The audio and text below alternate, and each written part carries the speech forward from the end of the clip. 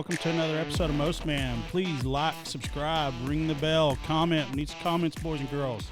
iTunes, Google Play, Spotify, iHeartMedia. JoinTheMen'sClub.com, TheMostMen.com, info@TheMostMen.com. Send us an email if you want to get in touch with us. All right. We are here with a special guest today. Brandon Brooks. He is the Pickle Guy, the Pickle Juice guy, which I'm a huge fan of. I'm a big Pickle Juice guy. And my trainer back in the day, here's something about, he got us on Pickle Juice and raw onions. Raw onions? Yeah. Never heard that. So your trainer probably met me back in the day 20 years ago at the National Trainers Athletic Convention they have, because I used to go peddle my pickle and my pickle juice at those trainer shows, and all those trainers would look around at me, and you know what they would say to me? They would say, "You found our secret weapon." Boy, did you. Boy, did you. They didn't want to talk about it. They didn't want to talk about it, which we all know what happened. Yeah, at the pickle juice game. Dallas Cowboys, Philadelphia Eagles. We can talk about that later, but yeah. But, so pickle juice for the hydration and all that. But my trainer got us on that because the hydration we got from it, and there's also what's also in there. Well, you have a lot of salt, and sodium is electricity. So that's where electrolytes, the word comes from, is basically electricity to the body. Okay. So an electrolyte is a form of salt. There's only 3 types of electrolytes, but really salt is the main electricity component, which is pickle juice is heavily in salt. People say, oh, salt's bad. So, no, you need salt to live, and you need salt for electricity in the body to retain those fluids. So, but the vinegar in there, that's the secret sauce in pickle juice that makes the cramping alleviate immediately. It's a neurological transmission. That's why it works so quickly. Okay. I can talk about that now because the science is out about it. I used to keep it a secret because I always knew. So I just never want to talk about it, but there's studies out now. Do we get anything from the cucumber since it's a heavily water-based vegetable? From my studies, cucumber is actually a fruit, which is odd, but it is a fruit. You're right. Yeah. So we'll talk about my future product coming out, which is fruit based, and we talk about fruits. Cucumber's a fruit, so no cucumbers are harmed in this process. So we were able to make the pickle juice separately, and that was what I discovered in 1999. So what is this, 23, 24? So all these other pickle juice companies are just copying what I did in 1999. There's a lot of data out there and internet articles about me and starting at such a young age. But yeah, so I just figured out a way to put it in a bottle separately, not adding the brine to the cucumbers, which eventually become pickles. Yeah. Yeah. Now, Clausen's a brand that you notice that it's crunchy. Yeah. Clausen pickles. Well, those are still cucumbers.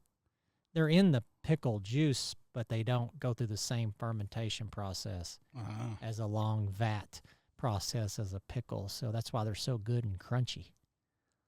Man, he wasn't my private fitness instructor, but he was the trainer, right?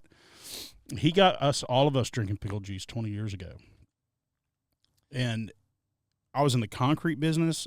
We're always sweating. I always had a jar of pickle juice on ice and jar of pickles on ice every single day.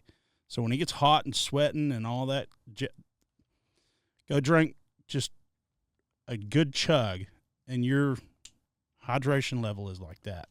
That's right. Well, that's exactly what led me to put it in a bottle, is that I would watch everybody drinking out of the jar. And I always think, what are y'all doing tipping that pickle jar up? Because I didn't drink it. I was like, why are y'all drinking that? And all my players and, with me, man, this thing makes me feel unbelievable. I don't need any Gatorade. I don't need this. I don't need Kool-Aid. This pickle juice. So when I happened to work in the retail environment at the time, seeing all these new drinks hit the market, and I watched Odwalla come to market. You remember them? Mm-hmm.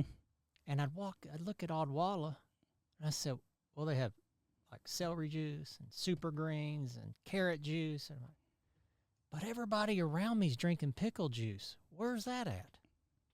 So I just started sitting on this a long time, and I went home. Hell, this is, what year is this?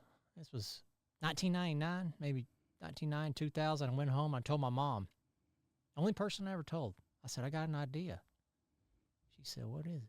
I said, I want a bottle of pickle juice. She goes, well, how are you going to do that? I said, I don't know. I kid you not. I took my kids to McDonald's the next day because I had visitation.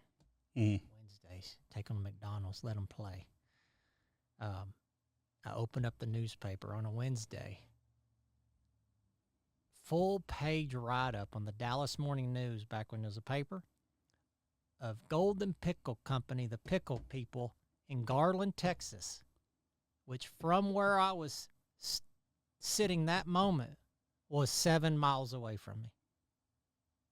Out of anybody ever around the nation, Dallas Morning News, 7 miles away, the pickle people in Garland, Texas, meet them. I said, oh, my God. Went home, told my mom, showed mom. She goes, you got to do it. I said, you're right. That's a sign. So I did it. So I made an appointment I think it was the next day. Made the appointment with the Golden Pickle Company on 515 Mills Road in Garland, Texas, 272-1111. I remember the phone number, everything about that meeting. I met with that guy and formed a partnership, basically verbally, and then put it on paper. In 90 days, Pickle Juice was on the shelf as original Golden Pickle Juice. I funded the whole thing. I'll be damned. So that's where it all started. That's the truth in 1999, 2000, actually. We actually were fortunate to have the Pickle Juice game. I don't know if you remember that. Philadelphia Eagles. Pickle Juice game. Philadelphia in who? Dallas Cowboys. Ah, yeah. Famous Pickle Juice game. Yes. Who was cramping up? Was it? Deuce Staley. Yeah. Deuce Staley. Remember him? Yeah. Deuce Staley and a few other players are cramping up, and the Cowboys were cramping up. I think that's what it was. So after the game, they said, well, how did you guys not get cramps or dehydrated when the Eagles did not go down? Y'all went down in your own home stadium. They said, we drink pickle juice. I think that was Deuce Staley that day that said that. But it all happened at the same time. So it kind of fueled my fire to keep going. I was just a young punk kid, man. I was nothing but, 25 years old. Just a young punk kid with an idea with no resources. You know, I worked at a grocery store, I think I moved back in with my mom to fund this project. And it cost like $23,000 to get it up and going, but that's a lot of money back in 2000. Shoot, yeah, it is. And at 25 years old? 25 years old and, single dad and child support responsibilities and car payments. And that's a lot of money. Yeah, it was a lick. But you know what? It happened, and fast forward to 25 years or so. It's 2023. 25 years later, I'm getting ready to launch my new brand. What's the name? The Pickle Guy. The Pickle Guy. That's the name of the brand. The reason why I name it the Pickle Guy is as we see AI developing, as we see the future of social credit scores or whatever it may be out there, we can't stop it.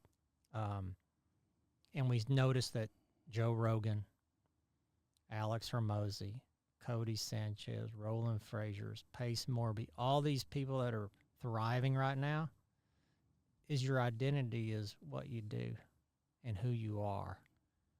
So I just kind of thinking about it, I need to be Brandon Brooks, the Pickle Guy, as I have been for 25 years, but turn it around and use that as my name and launch a brand in my name. Because from everything I do from here will be such as Joe Rogan, right? Alex Hormozy, all these people, Tucker Carlson. Yeah, that's their value of the future. So anyway, name the Pickle Guy. It doesn't always lock me into pickle juice that way. either. You know, I could do other things as the pickle guy, because if you're successful at Cliff Bar, Gary Erickson started Cliff Bar. Cliff can do anything. They do Cliff gels, they do Cliff drinks, they do Cliff bars, they do Cliff this, Cliff that, Cliff that. You know, they could probably, you know, build a building and call it Cliff. Yeah. They could do anything. So that's really what my mindset was, but I want to use that history that I built. Since I don't own my previous company through another story, I figured I would at least try to let that, you know, me capitalize on what I built for 20 years. Running that pickle juice out of my van. I told you that story. Yeah. There's a lot of people here in Dallas and that will remember those days of seeing me driving around that pickle van and my mattress in the back and had coolers in the back. I'd go to hotels and grab the free ice to ice down my product to hand it out. I had no money for ice. Mattress in the back, no air conditioner, Lukenbach, Texas, 110 degrees. A lot of these people that ever see this will remember me as hey, that's the pickle guy. Hey, that's the pickle guy. This is before social media, before right. I was just named. It's like my pillow guy is my pillow guy. Yeah. That becomes who you are. Right. So I just figured, I don't know Mike Lindell's name of his company, but I wouldn't be surprised if it's called My Pillow Guy. Maybe it is. So really that's my strategy on there. The biggest hurdle I want to cross about pickle juice is make it taste good. I was just telling you that story a while ago. My biggest problem all those years was, how do you make it for the masses? Because dill flavoring used to be, become more popular now, was not a very popular flavor. So I always wanted to make flavored pickle juice. So that's what I've done now, is I've able to flavor it with 4 different flavors to start out. And I'm real excited because they actually taste really good and you get the same benefit and you don't have that dill flavoring. I know you like dill, but maybe you'll love my blood orange because the blood orange is my favorite. Maybe you'll like the lemon lime. Lemon lime's good. Maybe you'll like the blueberry, mixed berry. It's good too. Wow. Well, it's not that I love the flavor. I love the benefits. Oh, I mean, well, you're my customer then. Yeah, it's not that like, I mean, I don't want to get, but that's how I start my day. When I take my vitamins and all my stuff that I take every morning, that's what I drink it with, is pickle juice. That's the first thing that I ingest is pickle juice. That's amazing. See, and you are exactly the person people used to say, and like, why do you keep going? Why do you keep going? Nobody drinks this. This is before internet marketing. You have no business. Your business did $1,000 a year, $5,000 a year at the time. But it's stories like yours that kept me in the game. I would see a person cramping up on the side of the road at a bike ride where I'm handing this stuff out. Full body cramps, shaking, almost like, convulsion. I'd go over there and pour it in their mouth. They would stop cramping and get on their bike and go ride. And I'm like, oh my God. It's instant. That's what I'm saying. When I was in the concrete business, and I've got another reason why I drink it too. But in the concrete business, that's the busiest time of our year is this summer, because no daylight savings times. We'd start pouring in the middle of the night because that's when traffic's down and all that kind of stuff. So that's when we really mopped it up. Okay. So like in the wintertime, without getting into the science of concrete, but in the wintertime, well, number one, it gets dark early. So you need the sun to actually fire off the cement. Mm-hmm. You know what I mean? So, and when it's cold, it won't set up. You could pour a slab at noon today and it won't set. Those finishers can't even get on it till tomorrow to rake it. Yeah. Mm-hmm. Because it just won't dry. It won't dry. Mm. It's too cold. So you need that daylight. Well, absolutely. What we would do is put calcium in there to fire it off, to heat it up. But what I'm getting at is that's a hard business, and we used to pour, because same thing. I started that business when I was 27 years old. Had no I had a guy piss me off. That's how I got into it, and I ended up I was his main I was right in the middle of his network. He had 5 concrete plants, and I was right in the middle, and we ate him from the inside out. I started that in 2008, right before the market crashed. So not a good time to be in the concrete, investing all your money into a business. But if failure wasn't an option. But so I started doing concrete work just to be my own customer, right, to keep the wheels turning, right? So we were the concrete supplier. We had the plant and the trucks. Completely vertical? Yeah. Mixing it? Yeah. Wow. Yeah. So, yeah, I ended up growing that thing. It took me 4 years, but right in 2012 is when he couldn't hang on no more, and he folded up. He is your competition. And the guy that pissed me off. It's the same guy. Wow. It's the same guy. Oh. Yeah, I'll tell you that story. Yeah, it's a. Oh, did he deserve it? Oh, dude. There you go. Then make it better. Speaking of marlin fishing, okay, this is how I got in the concrete business. But here's before I lose that thought. Okay. The reason why I drink pickle juice in the morning, number one, it fires off everything, like electricity. It gets your bowels moving. I mean, it'll clean you out. Not only is it hydrative, I mean, like, okay, so I want to tell you the story of why I got in the concrete, because that's kind of like your story. It's the same, but so we'd be out there working our ass. I mean, sweating. You couldn't drink enough water to stay hydrated, and you get sick. You get sick if you drink too much water. Hyponatremia. Yeah, I mean, you puke. You can't, and it's like you can't even puke. It's just keep the Ozarka off the. Oh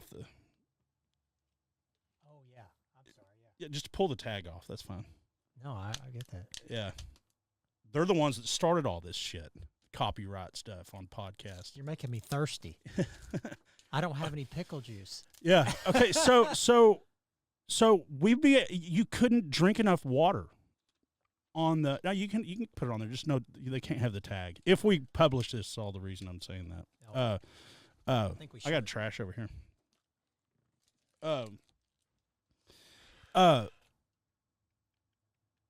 And Gatorade will make you sick if you're too hot.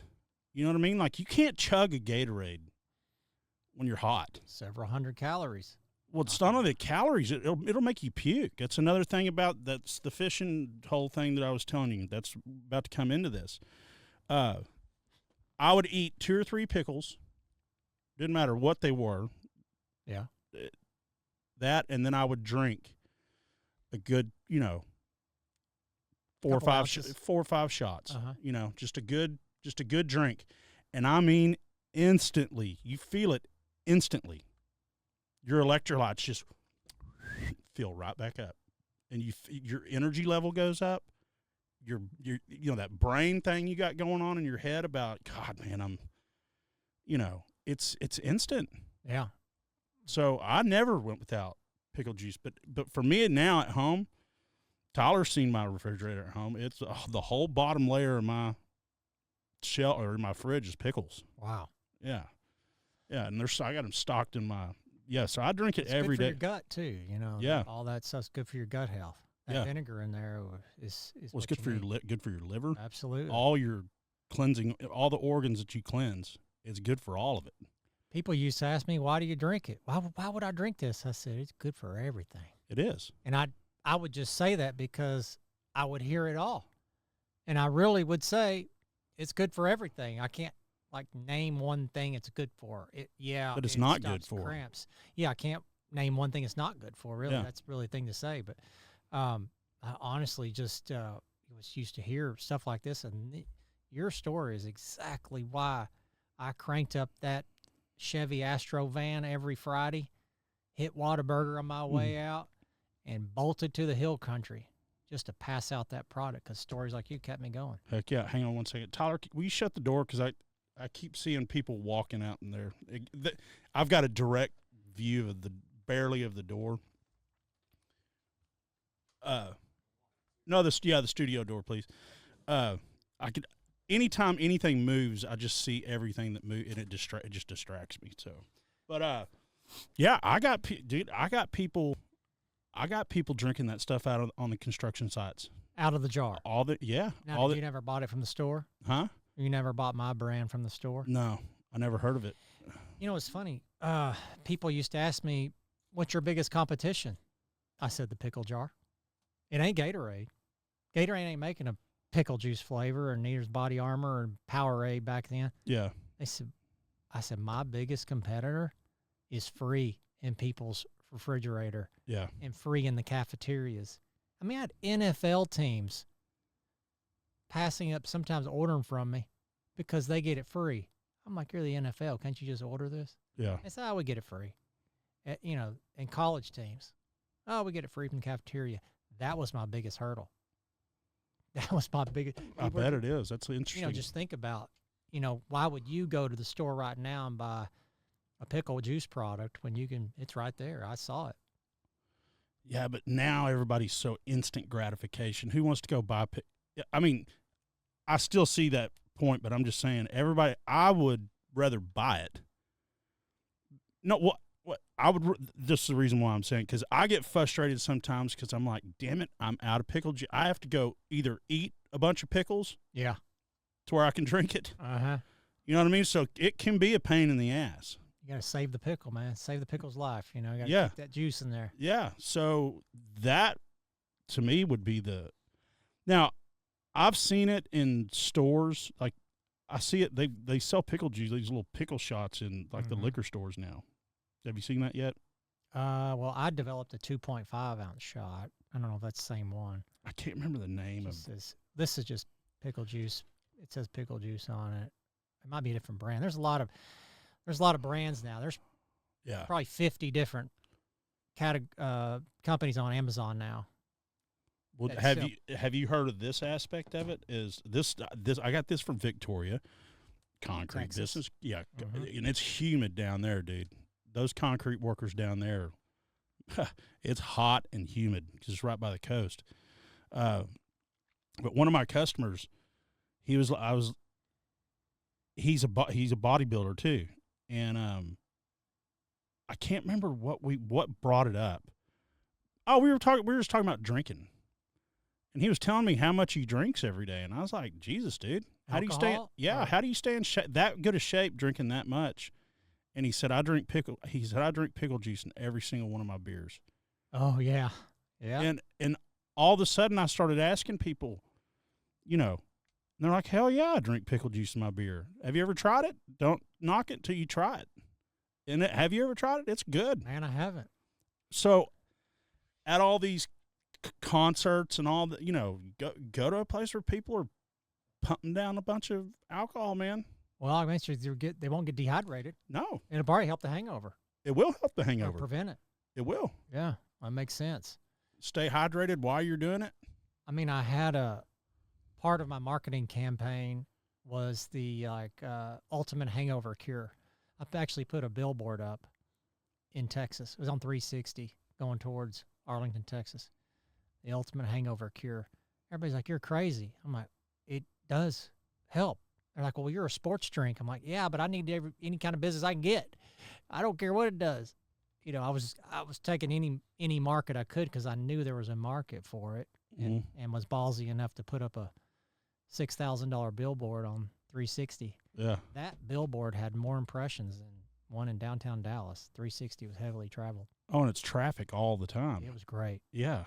Yeah. That's a good location for ours, Tyler. We're talking about doing a billboard for this. Yeah. Yep. Yeah, I bought those. I actually, I don't derail your story, but one of my biggest windfalls, I guess you would say, timing was good. Is I got to the company point where it was actually making a little bit of money, a little bit of cash flow in there, and needed some advertising. So I had a limited amount of funds to do it with. I was given a $23,000 budget. I think it was 23. I said, what am I going to do with $23,000? So I said, well, I'll just get an endorsement from someone. So, well, he gonna get for $23,000. I don't know. So I called this PR firm in Dallas, and he had said, I got a few new Dallas Cowboys that are looking for their first sponsor. I said, okay, well, send me a list. So he sent me the list. I looked over the list. Never heard of these Dallas Cowboys before, by the way. I said, man, I sure would like some endorsement. I had 20. Here's his list. And I went down the list, and so I called the agent back, and I said, it was Roger Staubach's firm, by the way. Oh, wow. In Dallas. I called him back. His name's Chris Cumnock. Chris, if you're out there, thank you very much. So he sent me a list, and I said, who's less likely to be caught in a strip club and a problem? He said, I got this guy right here. He's 23 years old, just out of college, raised by his grandpa at a college in Tennessee. His name's Jason Witten. I said, I'll take him. I grabbed Jason Witten for $23,000. After I grabbed Jason Witten for $23,000, I went back to the pickle factory, had a big argument, the largest argument I ever had with my business partner at the time, Steve Collette. He said, well, Brandon, that's fine. You just spent company money. What are you going to do with them? I said, what do you mean? He said, well, you just spent that money and you signed him. What are you going to do with him?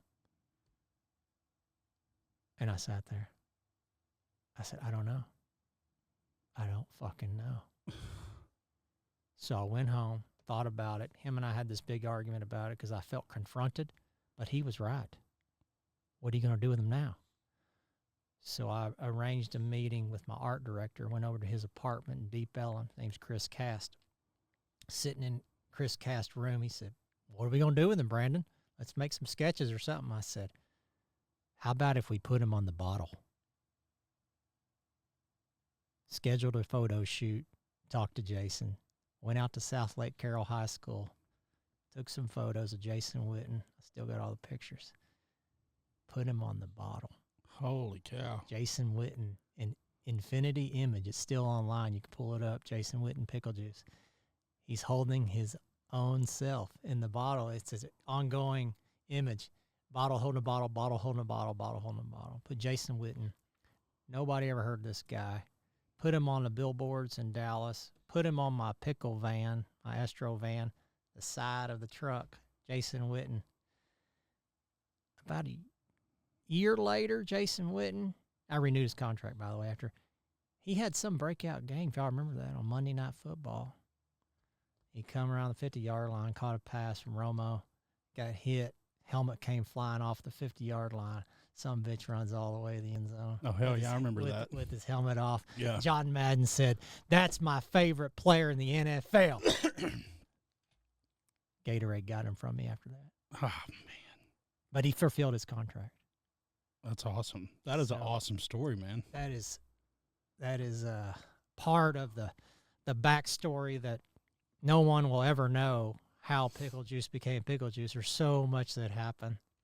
There's so much that happened. That's why the book, The Man in the Van, is going to be written by somebody. It's going to be a great book. It's all about entrepreneur spirit. It's all about success. It's all about putting yourself in a position to win, putting yourself in a position to succeed. None of this just happens. But by the time comes, you got to capitalize. You got to do it. If you got to sleep in your truck for a while and make it happen, go pass out this shit nobody wants to drink, just believe in it. Stories like people, stories like yours kept me going. So, hey, most man moment out there. This is a most man right here. That's how you succeed in life. Is you grind. You grind. It's not easy, man. But you got to have it here. And I can see it. I can see it in your eyes. You're straight up savage. I can see it. You know what I mean? And it's people like that are rare. They're rare, but when you know, you know. You know what I mean? You can see it in their eyes. You can see it in the way they carry themselves. And dude, I mean, we're just starting out here too, but man, I would love to pump this because I am passionate about it. It's one of those things. I do want to have a separate channel that's Tickle My Pickle. I've got all my shirts, got my hats. I've got everything where I want to just do pickle reviews and the juice. But at the same, I mean, we need to figure out a way to I'm in. I'm 100% in. I'm to 100%. collab. I mean, I don't want to come after your area. The reason why I want to get in the pickle business is because when you now, like Best Made, okay, they're good, but have you noticed, like, for example, you just saw the drink I was drinking. Yeah. Okay. All these new influencers have their own brands of something, and they're making it better than what we've had for the last 40, 50 years. Do you know who Mr. Beast is? Absolutely. Okay. He's going up against Hershey. He's got his own chocolate, Beastables. Okay. Logan, Prime. Sure. Nelk Boys. I drink their beer in there. You know, Happy Dad? You ever heard of that? I heard that. Yep. Okay. It's just all of them. They're coming out with their own brands. Well, number one, you have to, because we'll get thrown off here for copyright shit. Yeah. Okay. But what I'm saying is they take the norm of, look how unhealthy beer is for you. Well, this Happy Dad stuff, man, the calories are they're low. They're low sugar, 5% alcohol. They've only got like 65 calories, and it's got electrolytes in it while you're drinking it. Nice. And they taste good. And it's not the faggoty little skinny can for a seltzer. you know what I mean? Sure. So, but everybody's creating their. But my thing with pickles is, go to the store, and we've seen the same shit on the shelf for what, the last 100 years? Oh yeah. Same. Best Made, Mount Olive, Classic, on and on and on. A lot of those buyers, you know, here's how those buyers work, and you know, I know this to be true. Those buyers sitting behind those desks are measured on their successes and failures. So if they have any new products that come out that fail, that they have to take a chance on, then that could affect their year-end performance or their bonus or whatever it may be, because they brought in this new product that didn't work. Right. So what's the easy path? Mount Olive comes up with something. Best Made comes knock on their door. Velocity comes on the door. They're like, it's a safe bet. It's a safe bet. So when Zach Patrick with HEB Company, God, if you're listening to this, if you ever hear this, you know how I feel about you. We got an award. I got an award for Entrepreneur of the Year, top 10 brands in America, because of this guy at HEB. He gave me a chance. He gave me a chance. It took 13 months of paperwork and planning, but he gave me a chance. Not only did he give me a chance, HEB, he put me at eye level. He gave me 2 facings in my little bitty bottle, but it was enough for me. I was just happy to be there. Yeah. Well, that's what I like about HEB and Brookshire Brothers, is they will let independents in. Well, let's talk about Brookshire for a second. Brookshire's gave me a chance too. I don't want to forget about them. You don't know this. Brookshire bottled my product. Really? They're the only ones that would take the chance on me and bottle pickle juice at their water plant, and I was able to ship it nationwide and sell it inside Brookshire. So it was a vertical situation over there, but they sold nothing compared to HEB. HEB's like, you know, a juggernaut. Oh, yeah. Go to HEB any day of the week, and it's packed. So for me, you know, just there's so much history on nuances of every little count. And I'm glad you brought up Brookshire's, because Brookshire's was good to me, and I continue. I've already talked with them about my new product, by the way. I let her know I'm coming back, and I'm coming back bigger and better. I'm gonna make your company a lot of money. Yeah, you're gonna sell so much of this shit, because we made the Pickle Guy made some shit that's gonna taste amazing, fortified with coconut water. Let me show you the label here. Yeah, you're the first one to really see it. Actually, this is one of 4 labels, but not finished yet, but you can get the idea. Hell yeah.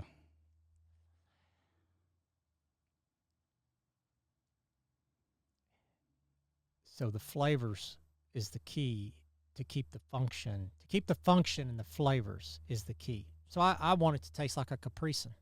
Right. It's not gonna have many calories in it, but this blood orange is one of my favorite right here. But I think it's gonna rock it. I think it's going to rock. It's got apple cider vinegar in there, not regular vinegar, so that already tastes better. Yeah. The base is not water, it's coconut water. So now we're capturing the coconut water customer. Apple cider. Bill Gates bought Bragg's apple cider vinegar. Really? Coconut water. Jesse Itzler sold the Coca-Cola. It's all good, provable formula here. So I simply just said, okay, how can I incorporate all this and give me the best chance of success? Not doing what I did learning the first time, handing out dill-flavored product, probably not the best thing to do many years ago. Here you could probably get away with it, but, so I figured I'm going to make this amazing product taste better, and we're going to take the world by storm, at least the category. Well, here's what's good about that is that my son races motocross, and you want to talk about burning calories, dude. Those guys, man, one moto is probably like playing 3 or 4 football games. Wow. They use every muscle in their body. My marketing brain is already just going, because here's the thing. What's good for you is that kids are drinking this shit now. Well, you know what I mean? Like, kids are like, we need pickle juice.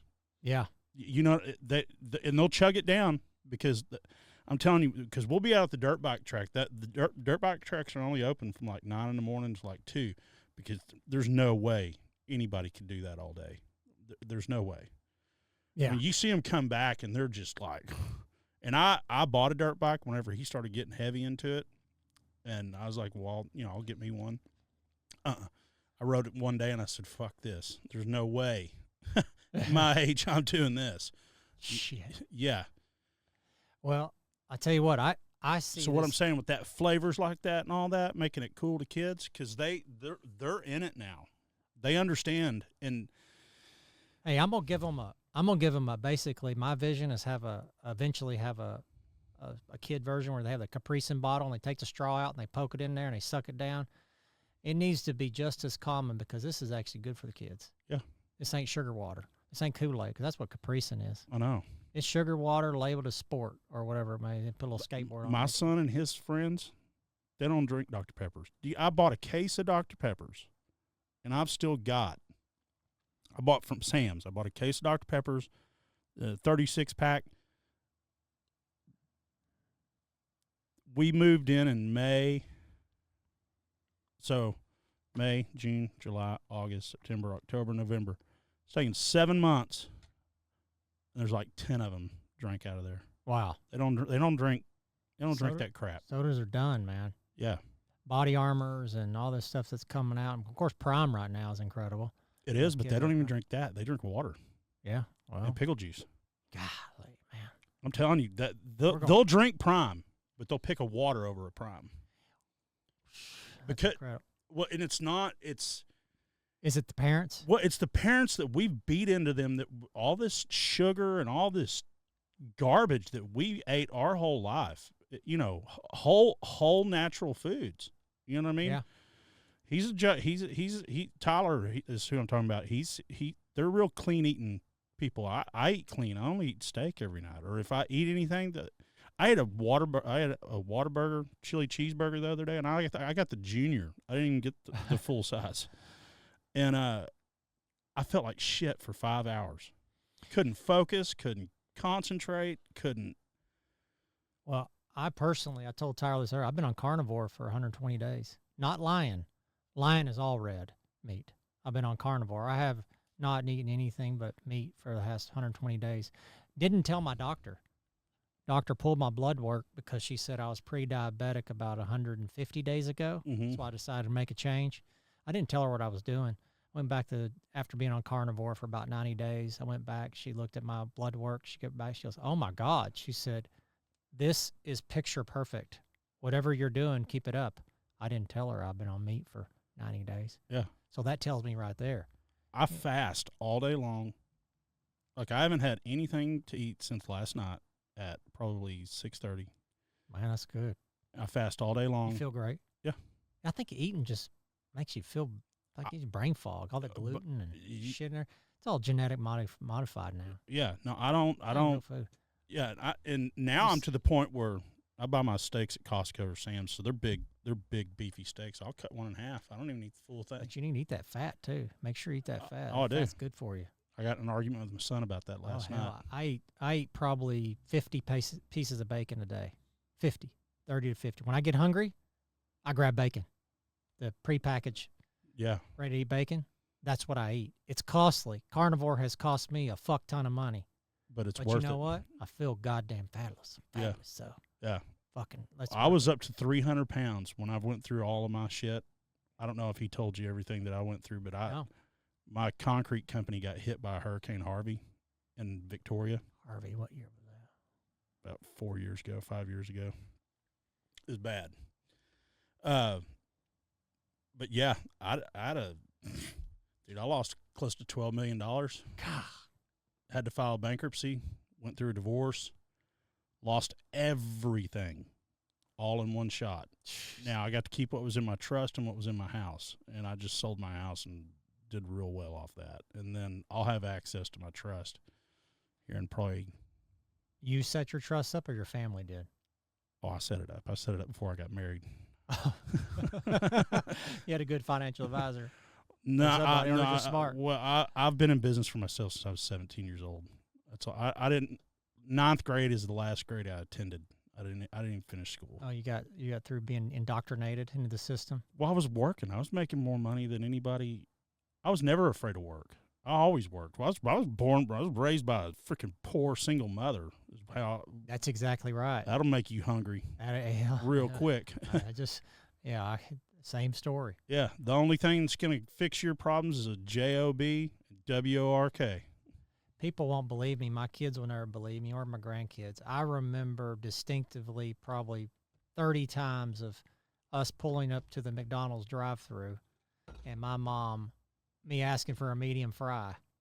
She said, "We don't have the money for that. We got to get a small." And that's a true story. Yeah. That's the way I was raised. Yeah, me too. So when I hear those stories these days, I was on a plane a couple months ago, same situation. A kid opens up the menu on the plane. He's sitting next to me, tells mom, I want 2 of these. He's like, "Oh, you can only get one. We can only afford one. Can only afford one." He's like, "But I want some Chex Mix and a drink." She's like, "We can only afford one." I wanted so bad to reach in my pocket that I had and just slide that kid like, "Here, get what you want." But then for one, these days you got to be careful of that. 2, I started thinking, this is how I learned. The learning moment. This is how he's going to learn to do more, is when you can't buy your own Chex Mix or get 2 things instead of one. Most man moment. This is never more true than any. You look at all those UFC fighters, boxing, NFL, NBA, golf might be the only one we have to talk about that one. But most of the greats or anybody that's ever succeeded in life, wildly, they have been through something very, very traumatic. And that's what flips their switch. I'm not living this way no more, man. You know what I mean? I got to get a way out of this, whether it's a bad upbringing, trauma at home, or trauma anywhere, bullying. You talk to most of those UFC fighters, and they've got the same. I got tired of being bullied, so I went and started taking karate or jiu-jitsu or whatever.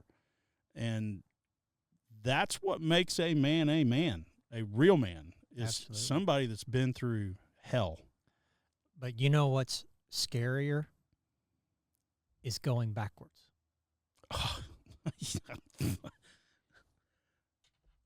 Not when you get that payday or whatever you're making money. It's like, oh shit, I don't ever want to go back there. So I work double just to not go back there. Yeah. Even though if I have X amount, I can't stop because I'm so fearful of losing what I got. Yes. And I don't know. It's like I don't know. It's just like this scar. when you're your kid. He's just like, I don't want to go back to that life. Like, I'll do anything not to go back. That's why I started this podcast, or that's why I started this company. I've had this company shelved for probably 17, 18 years now. Okay. Because we didn't have social media back then. I didn't have no way to pump this. But that's why I started this, about building better men, helping men. Because I lost it all. Thank God I had a lot of money a lot of equity in my house, over 7 figures. Damn. And then a couple $100,000 above that. I mean, I did well off of it. And I only owed like, I don't know, 150 grand. So, but here's what I'm saying. When you file for bankruptcy, you can't have any money. You can't have any money for 6 months. Damn. Whatever money you got in the bank, they can't touch your money in your trust, and they can't touch your homestead. Anything else is fair game. You're only allowed to have one vehicle. Wow. Okay, quick story about losing it all. The most man moment, okay? I got down to where, so I had my house, and then my house at the coast, and my boat, and all that. Toys. Yeah, had a 35-foot offshore center console, 35-foot Marlin. Nice boat. I'll show it to you. Being right, I put that in a company name before I got married as well. That's why I got to keep it. And then it was in a totally different company name from the bankruptcy. So, but I couldn't sell it till the bankruptcy was over. And I had it scheduled to close simultaneously, like right before the bankruptcy ended. That way, when it funded, I could take my money and I'd come sliding into home. Okay? Because I'm telling you, you're only allowed to have the bare essentials. If you have, you're not even allowed to have a bank account. God. Okay? Uh-huh. Well, if you have a bank and there's money in it, they'll take it. Wow. So you have to have somebody help you with your finances for 6 months. Now, again, the reason why they probably won't on a smaller bankruptcy, but this one was big. I mean, it was. I'll tell you off air how much it was. It was a lot. The 12 was my personal money. Damn. Yeah. Damn. And I had a concrete plant with 20 trucks, and then I had 5 different locations I had a roll-off dumpster company. And you were responsible for all this? Oh, yeah. Yeah. Personal guaranteed everything. Yeah. I had $12 million on the streets. I couldn't imagine. Yeah. Okay, so I'm down to my last couple of months, okay? And, I mean, I am going to church every day.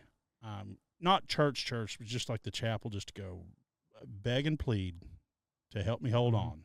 Somebody. Yeah. And I'm going to tell you something, man. That dude up there is real. So I'm sitting in my office one day, and I'm like, I need $10,000 to make it. Yeah, but if I don't make it, because I was even behind on my mortgage. My bank was working with me. They were like, just get to the end. Get to the end. Now, I don't suggest people paying their bills bad out there, but me and my banker are super tight because he built that. He was the only guy that gave me the shot on that concrete business, the first run. You know, yeah. So he watched what we built, so he knew that I'd land on my feet. He said, "Don't let it hit 180 days. That's when shit gets real here. We don't even talk about it until it hits 180 days." Wow. So he said, play it as good as you can, but don't let it hit that number. As soon as it hits that number, it's out of my hands. So I'm like, I need $10,000 to make it. And my attorney calls me, and he's like, hey, man, I just got a big check, and, I'm flush with money. And there's only 2 people that were by my side. You lose everybody when you lose everything. You want to test who's loyal to you? Lose it all. You find out real quick. Not even your family. My ex-wife, I lost all of it. When I tell you the story of what happened there, that's going to you shit your pants. So he's like, I just got a big check, flush of money, man. I got $5,000 with your name written on it. And I said, no, I ain't taking that. I can't take that from you. You've been working for me for free for 3 years, getting me through all this bullshit. You know, because I tried everything I could to not file bankruptcy. Everybody was telling me, file. Mm-hmm. And I'm like, no, because I've not been paid before. I've been, the construction business is a dirty business, man. Mm-hmm. You're always fighting for your money. And I'm like, dude, I've had people owe me $1 million and not get paid. God. You know what I mean? So I'm not doing that. If I don't pay, I'll lose everything I got, because if I don't pay them, especially down in Victoria, all that's mom and pops down there, man. Mm-hmm. I was their biggest customer. That would put them out of business. I wasn't going to let that happen, because I knew I had enough to start over again once I got through it, right? So I'm just sitting there freaking out. I'm pacing. I'm going to the park, walking and pacing and pacing and pacing. I remember it's that day I was talking to my attorney. I said, no, I can't take that. I said, you've been working for me for free for 3 years, dude. I owe you like $20,000. Mm-hmm. I'm like taking $5,000 from you. So I'm sitting at my desk, and I'm like, and I've got that K-Cup machine still. I was getting in the coffee business, speaking of COVID and all that shit. But at any rate, I was like, I need to figure out a way to sell this K-Cup machine. It's a $30,000 machine, and I was making my own K-Cups. Wow. I had my own coffee brand and all that, and I was doing my own K-Cups. That's another story. But it's like, I need $10,000. I got to sell that machine. Somebody will buy it. But it's very rare that companies have that kind of money to go, oh, yeah, we'll start making our own K-Cups, Mm-hmm. Just like the Pickle Guy, who's going to go, oh, let me go figure out how to jar pickle juice and get it to the market. Yeah. That's a big feat. Yep. It sounds easy when you're talking about it, but yeah, whatever. So I'm sitting at my desk. My phone rings. It's my bank. And I'm like, shit, they're calling about payments, right? And she calls me. And this is like March. And she said, Mark, how you doing? I said, I'm doing good. I said, sitting here trying to figure some stuff out. And she goes, well, we're getting all of our books ready for taxes, and for some odd reason you came in here, and this was when I was starting the coffee company. Okay. She says, for some odd reason you came in here and you got two cashier's checks that you never cashed. I said, what? She said, yeah, 2 years ago you got 2 cashier's checks, and I just calling to let you know that we got to give you that money back. You never spent it. So just come on up here. She said, one of them's for $10,000 and one of them's for $8,000. Jeez. God. You asked for 10, you got 18. Yeah. Man, that got you out of the hole. Yeah. And the rest is history. Yeah. Just need that little help. Just needed that little bump. Yeah. And then I closed on my house and my house at the coast all at one time, and it was just like freedom. New life, new chapter. Just now you're revamping yourself or just kind of. But that's what this is all about, is because when I went through that 3 years of losing it all, dude, dark place. And I told myself, I said, this is why people put a bullet in their brain. Sure. Yeah. Much easier. Because when you're there and there's no light at the end of the tunnel, especially as a man like you and a man like serial entrepreneurs, we take a lot of pride in us. Hunter. You're a hunter. Yeah. And there's always people relying on us. Just aside from your family, there's a lot of people depending on customers. Us. Yeah. You feel responsible to deliver. Yeah. On that other human. Yeah. And when you get to a point where you can't, it's the most devastating feeling in the world. So that's why I started this. This is what this is about, building a community of better men. Well, it's a hell of a introduction for your first week or two. This is quite the conversation and quite the two guys that have been through it, because when I quit my company, I quit for reasons that, I'd be in the book probably or another podcast. We can do this as many times as you want to do it. I mean, you talking about dark places. I didn't realize at the time that my company, even though I have children, even though my mom was helping me raise the kids because I was traveling, peddling Pickle Juice all the time. When I lost the company or when I left the company, I thought, oh, I'll just leave and I'll show them. Well, I had no idea, but that company was keeping me upright, that I just didn't see it at the time. Mm-hmm. Like that was my child. That was my life. That was like losing a child. So when I lost that, I did lose everything pretty much. I let my house go back. I moved to an island to just recover. And there was plenty of months and days where I was like, I didn't want to recover. I just want to end things. Because I had no one to blame, really, but myself. Mm-hmm.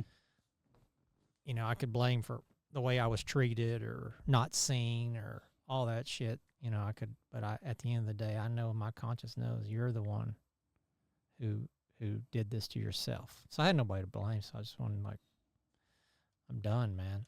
And just pulled my shit together over time and opened up a little bitty tiki bar and on the beach and started getting some momentum back and started paying the rent, I had $700 at one time to my name.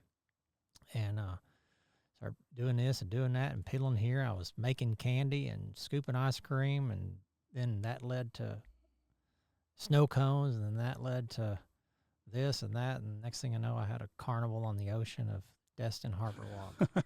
Couldn't believe it, but and then I've come back to Dallas and started businesses here, but there's never been anything to fill that void that we're getting back into here. So that's why I'm excited, because now I feel like I have personal intelligence and emotional intelligence to handle things, and connections, mm-hmm. and resources to make it happen the right way and do things differently this time. Because everybody wants a redo, right? It's like a marriage. You want a redo. I wish I had a redo. I'll get married again, do a redo. I've thought about that too. I got remarried and I've thought about it all. Like, what would I do differently? A lot. And I do that. Yeah. I do that a lot. Yeah. So I think it's good. It's not good. I wouldn't wish what you went through. I wouldn't wish what I went through. Am I better because of it? Yeah. Did I like going through that mental anguish, struggle, depression? No. Do I wish that on anybody? Not really. No, but God doesn't give you anything you can't handle. But you know what? Since the way I am now I'm ready to go to war. Yeah, because I'll eliminate anybody now in my area, because they have no idea what I've circled back to come through, and I'm gonna be coming in like a freight train. Yeah. Because I got resources, I got connections, I got money, I got social media, I got my fucking story that ain't nobody has a story like the Pickle Guy. What? Hey, you're ringing my bell over here. Would you say that this level of hunger is way more the redemption hunger for your redemption story? Like, for me, same thing. I'm more motivated now for my redemption story than I ever was when I started my first business. I lose sleep over it. I lose sleep at night thinking about what the redemption that's almost here. Yeah. And I'm ready to go to battle. I got my bayonet in my hand. Yeah. I'm ready. But would you agree with that? That's absolutely right. That your level of hunger is heavier now than what it was when you were younger. Well, I know now that I will not rest until this hunger is quenched. Yeah. So that's my deal. I've accomplished a lot since then, but nothing is going to fill that void until I complete this battle, fill this pain, hunger pain. It's a hunger pain. Yeah. It's a hunger pain. I'm sated everywhere else. I know I'm good here. I know I'm good in there. I know I'm good here. I know I'm good here. But this unsatiable, until I feel this, it's just going to eat at me. It's going to eat at me unless I at least attempt it. I might lose a lot of money on this deal, but I'm going to go for it. I'm going to go out. I'm going to go for that, quench that craving. Yeah, well, I'm doing the same thing right here, but I've got little tentacles that I want to grow off of this, and Off most men? yeah. Well, so what we did, we started out as it was just supposed to be fun. You know, like get your man card, get your man kit, get your, you know, it's we do, you know. You don't want to be that's how this whole thing started, was my wife nagging at me like, you know, most men want to do this with their wife on the weekend. Most men want to do that. Most men want to go shopping with their wife on. So it's like, it's my only fucking day off, you know? No, I don't. And I'm not one of those most men out there. I'm a man. Like, I'm a businessman. I'm a fisherman. I'm a man that does everything I'm supposed to do around here, man. Yeah, I mean, I'm the man that pays the bills around here, man, so you can stay at home and raise the kids, and, you know, you don't have to ask me to do anything kind of man. I get all my shit done with no problem.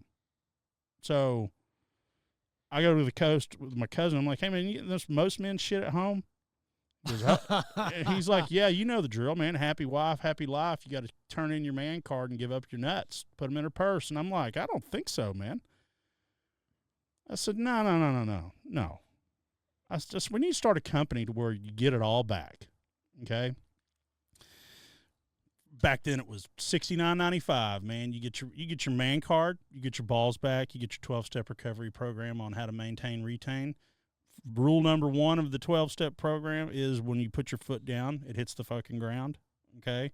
Now, that's not an excuse to be an asshole to your spouse or your girlfriend or whatever. If you want to be treated like a man, you got to act like a man. You got to stand for something. You know what I mean?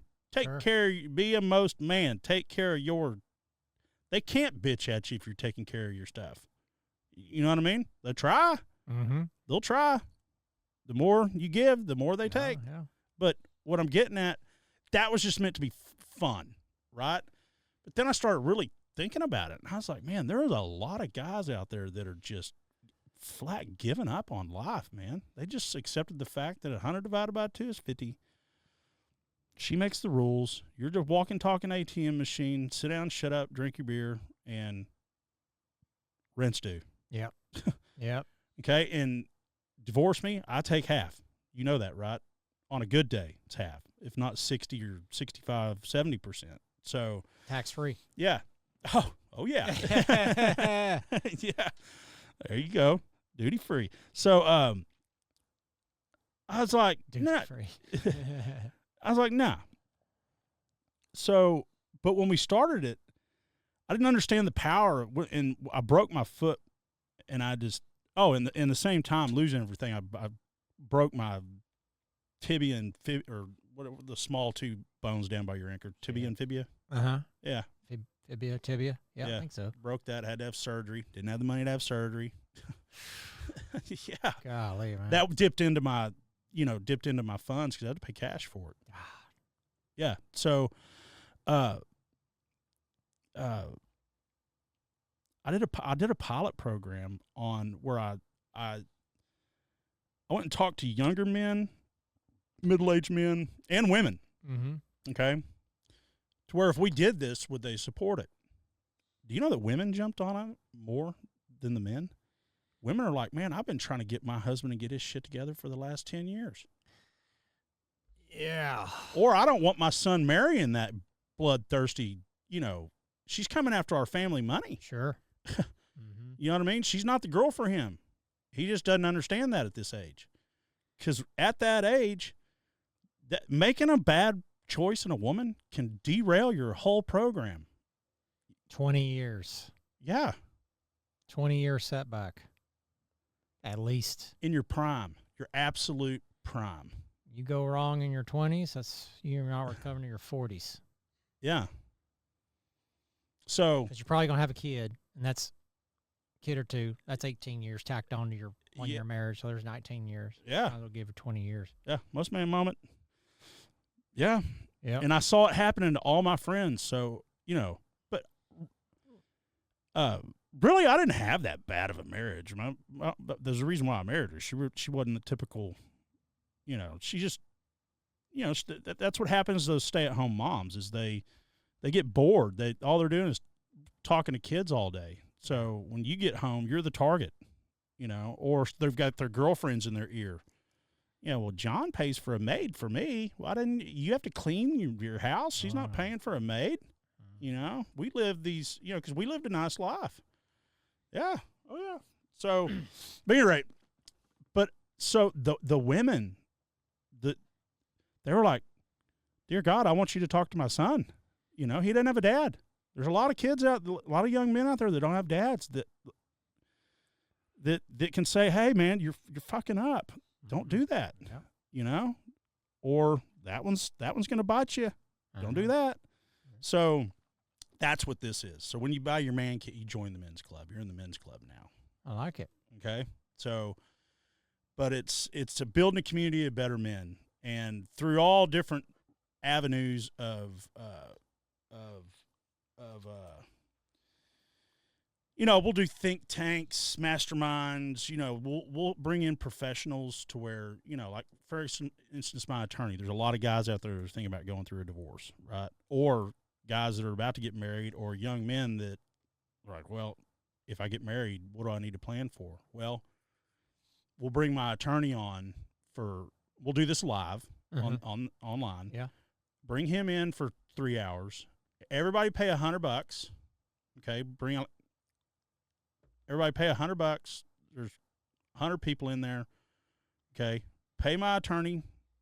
Well, these guys get to sit in and ask any question they want for $100. Like, I'm thinking about getting married. What should I do? Start a trust. Bop, bop, bop, bop, bop, bop, bop. Just got married. This woman's crazy. I need to get rid of her. Okay, this is what you can expect if you file for divorce. This is what's coming. You go surprise a woman with some divorce papers when she doesn't know what's coming. Buddy, you just woke up the most evil.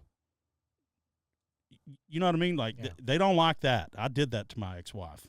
I emailed her divorce papers. She had no clue it was coming. Golly. Yeah. So, but I'm just saying, or a guy that's married and he's like, I want out of this, but so you need to know what you're getting yourself into. You just don't go file for a divorce. The divorces need to be planned.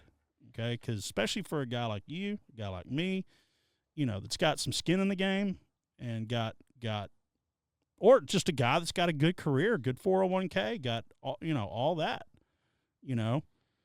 that's a big deal in your 30s or 40s to go just say, hey, I can't stand this anymore. I'm going to get a divorce. Right.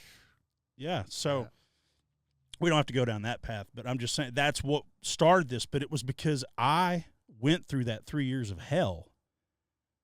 Now, I never had suicidal thoughts, but I was like, man, this is why people just blow their fucking head off.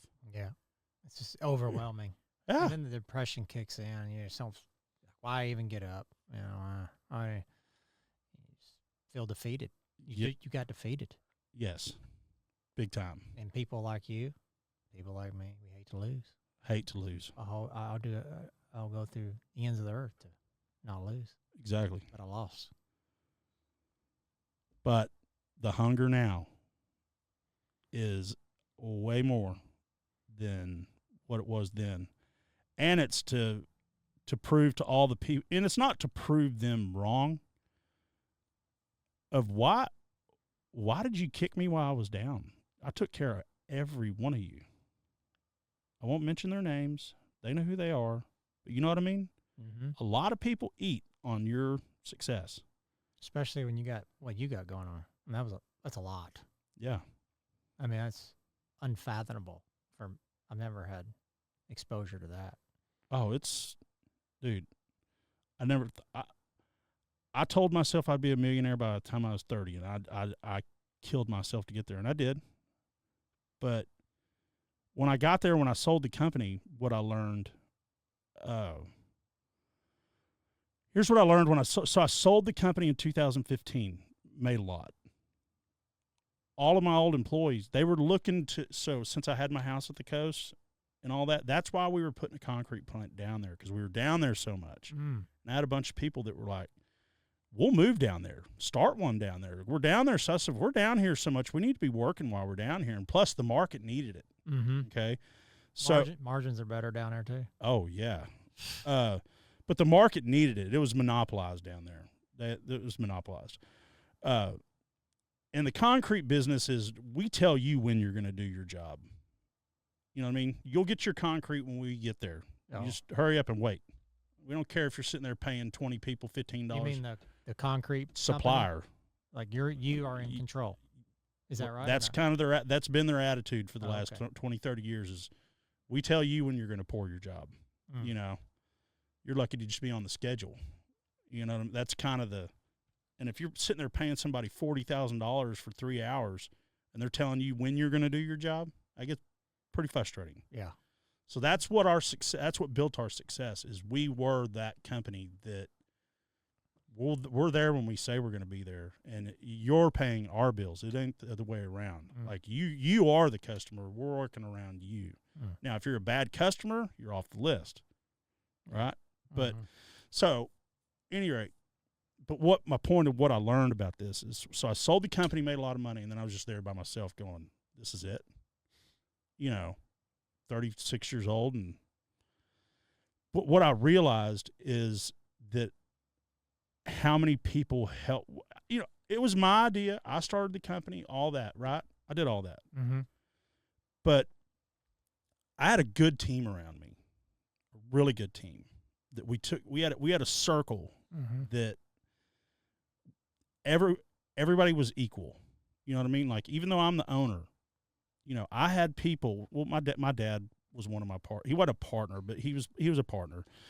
But I had managers that, like my mechanic, he was over the mechanic. Okay, my plant manager, he was over all the plant. Okay, so those guys had such a pivotal role in us moving our material, right?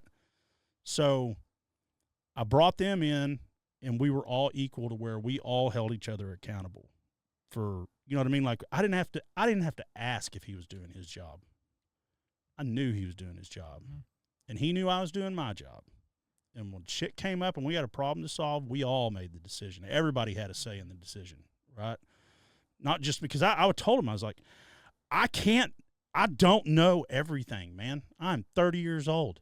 Okay. Y'all are older than me. Okay. Like, far more experience, but you're the owner. It's like, well, I can figure it out. I have to, cause it's my money.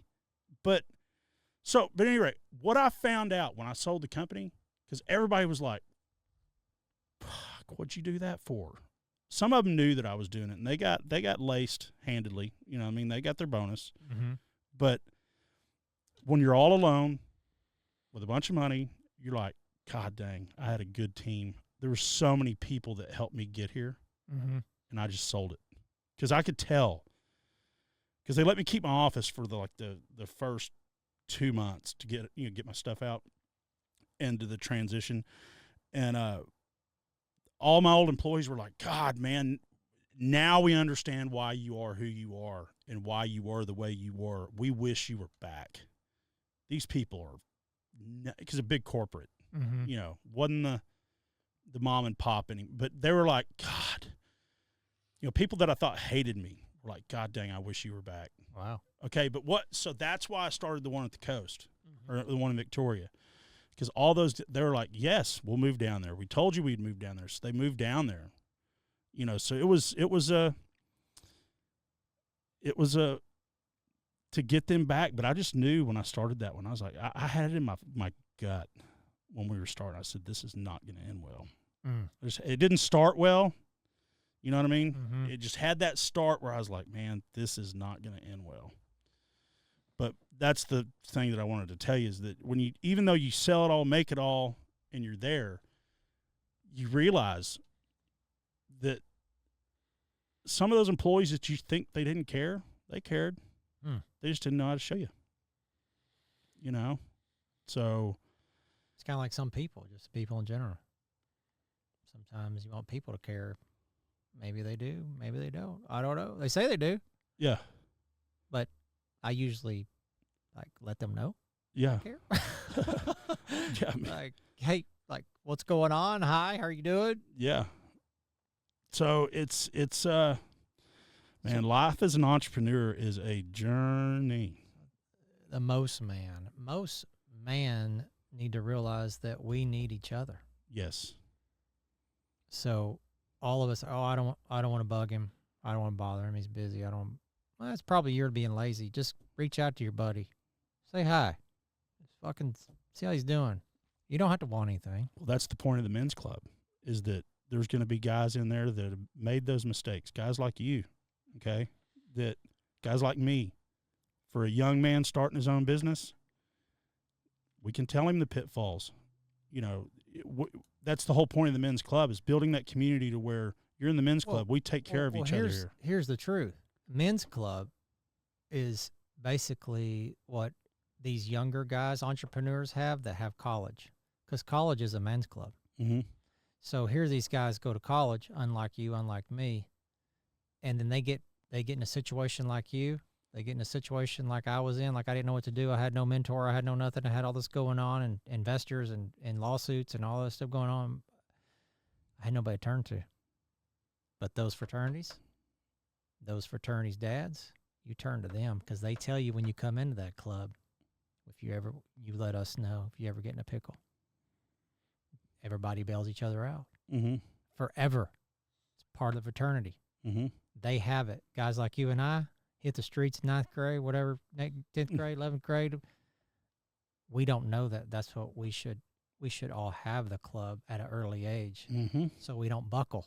If we do buckle, one of our friends will pick us back up. Maybe they pick up the ball for a little bit while we get our shit together. Mm-hmm. Can you just fucking hang on to this for me? Mm-hmm. I don't care how much you make off of it. Just fucking keep it shit together till I get my shit straight. Yeah. That's what we need. Yes. And then we come back in, like, okay, man, fucking thanks. I don't care how much you made. I just got to get back at it. That was my attorney and my buddy Tim. Well, thank God you had those two. Yeah. If it wasn't for them, I wouldn't have made it. Those are the only two people that stayed loyal to me. They know that? Oh, yeah. Yeah, it's good. Yeah, Tim's on this podcast all the time. Good. Yeah, he... There's few people I'd like to bring back into my fold if I start hitting big. I'd pick up the phone and go, what number you want? Yeah. Just come on back with me. Let's do this. I owe you. Yeah. It's only a couple, but yeah, there's always a handful. I'm gonna go back and get Jason Witten now that he's retired. He needs some money. Yeah, he does. Hey man, the Moose did it when he retired, and Daryl Woodson, and he does back pain, and Aikman does all kinds of shit. You know, Jason can come back and be the spokesperson again. Hell yeah. You hear that, Jason? I know your email address. I still remember it to this day. His original email before he was John Madden's buddy. I mean, you never know, right? Never know. You honestly never know. I mean, maybe he remembers. I mean, I used to put makeup on him. I mean, he remembers me. I bet you he'd jump right back in. The guys that have done it, he don't need the money. No, but guys that have done it, they don't mind. They don't mind helping. I don't mind. Cost him anything. I don't want any money. I just, you know. But you know what I mean? But like, you remember the people that were there for you, and there comes a time where somebody goes, "Hey man," and it's like, dude, no problem. I got your back, 100%. I would do it for. There's several people that I would do it for, and there's other friends out there that. But I'm just saying, because of what you've been through and what I've been through, you know that you don't want other people experiencing that if they don't have to. Brotherhood. Yeah. That's why you're trying to educate. That's why I try to educate. I have a whole nother business that I do in my other industry, which is, it's not nothing glamorous. I do vending machines and I do micro markets, unattended stores. But anyway, I have a whole platform to train people. And yeah, I get paid to do it, but you know, my biggest thing is don't make the same mistakes I did. Right. Don't spend your money on that. Don't learn from me. Well, how much I owe you for that? I'll tell you that later. It ain't won't be much. Let's just handle your situation right now. Exactly. Let's not set you up. I got single moms looking for a side hustle. They call me like, I'm about to buy this, and buy that. No. You're buying someone else's problem. I don't even care if you buy from me. Just don't do that. So that feels good for me to do that. And that's why I've set up my coaching program for new vendors and even existing vendors that need to learn how to scale. But anyway, it's just about mentorship. Well, speaking of vending machines, I had two Dr. or Coke or Dr. Pepper, whatever you want to call it, but I had 2 drink machines in my break room, and then I had a vending machine full of snacks and all that stuff. Dude. I mean, and I sold the stuff cheap. I just didn't want them stopping at gas stations. You know what I mean? They got concrete back there. Productivity, baby. Yeah. Oh, those truck drivers lived out of those things, man. It's a good business. It is. And I mean, every Friday I would go in there and you know, take the money out. I'd have to freaking pry those $1 bills out of the holder. Oh yeah. And they'd bang on my office door. We're out of Dr. Pepper. I'm like, well, okay, no, we're out of Dr. Pepper. I bet you I made 25 cents on the dollar of their paycheck. I made 25 cents on the dollar back in my vending machines. I even sold cigarettes. Yeah. In there. Yeah, you should cash your check for them and then rent them a house.